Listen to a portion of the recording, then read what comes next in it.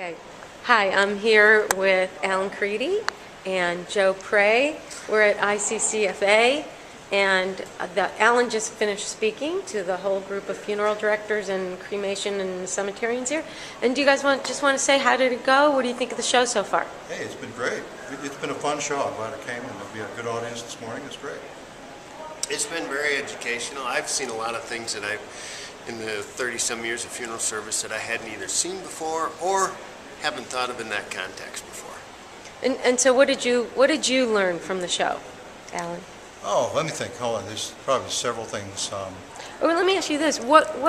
You just spoke, so what would you say is the most important thing that funeral directors need to know about?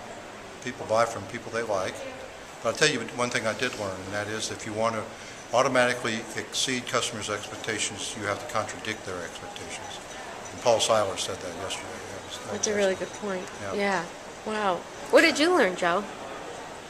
Well, I hadn't quite thought of that point yet, and you'll have to explain that a little more to me a little later, but I think I've learned a lot more about the relationship between the cemetery and this morning between the funeral home and hospice, and a lot more towards the ability of families or funeral homes to serve other families, even through the other avenues we haven't thought of, like pets and such like that. Right. I might just add that you just received the KIP Award. You want to mention what that is for? Oh, that was for that's the Keeping It Personal Award, and that was for personalized funeral services that we put together. One of them was highlighted a very unusual service where we, among other things, pulled together a whole huge wagon train for the procession in the cemetery because that was something that was important to the individual. And I think that's a big avenue that funeral service has to participate in is finding out what's important to those folks, finding out are there hot buttons, what is meaningful to them, and incorporating that in so it's not just religion, which is important, but we have to go beyond that and find what are the key elements that the family wants to celebrate about mom, dad.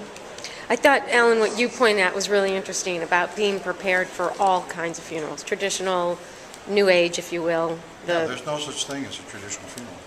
Oh, that's really great. And people aren't coming for that. They're looking for something different. They don't know what they're looking for, but it is different.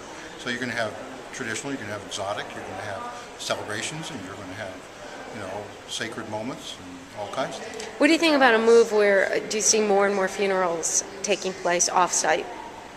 Thank you for asking that question because I forgot to mention to the group that the second most commonly searched phrase relative to funerals on the internet is home funerals. Yes, home funerals. But even I've heard of more and more, and it's in my novel as well, examples of this, but funerals taking place like on a golf course or at a restaurant or a bar. Absolutely. Where the person loved to do that. People are creating their own settings. Right, so my question then to you, Joe, then is how do you get that, and do you then plan for those kinds of off-site events? We haven't had a lot of requests for services at other places. We have made some suggestions for that. The biggest part on my part and my staff is the comfort level of being able to put those together in a meaningful manner at an outside setting. Yeah. Okay. However, we have had a number of families that have said, no, we're just going to be having something at the home. And so that's a big challenge for us as to how to keep ourselves relevant and say, look, we can help you with that. And we're coming up with a few options but it's a learning curve for us to effectively explain that to the family because that's one of the biggest problems I find is with all the cool ideas we can come up with and all the great things we can do, we have a trouble explaining them efficiently or in a manner in which the family will say, oh, yeah, let's do that. Right. That means you're going to have to invest time getting to know them. Correct. Much more personally.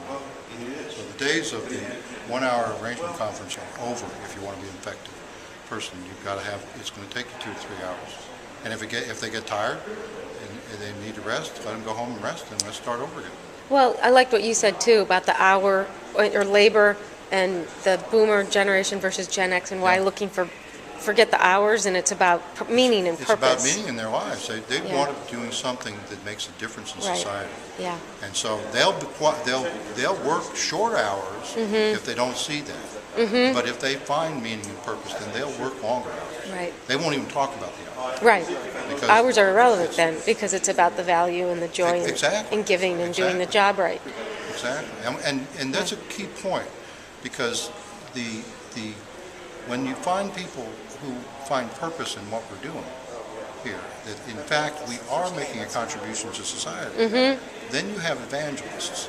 You have people that are excited about what Right. they're doing and want to do it more and bring others into it. So it all Right. works for itself. Right. Wow, well, thank you, guys. Thank Okay, you thank for you. joining the Tribute Network here. Bye.